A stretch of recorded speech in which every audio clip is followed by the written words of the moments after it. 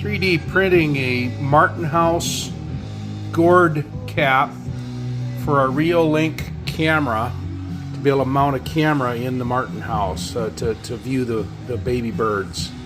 So this is just the first layer, the sport material and everything. More later.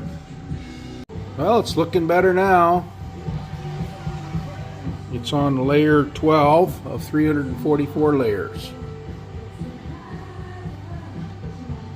Well, we are printing along here.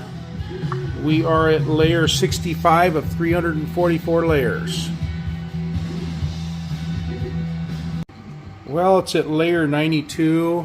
It's going to start doing the bridge across for the top of the cap.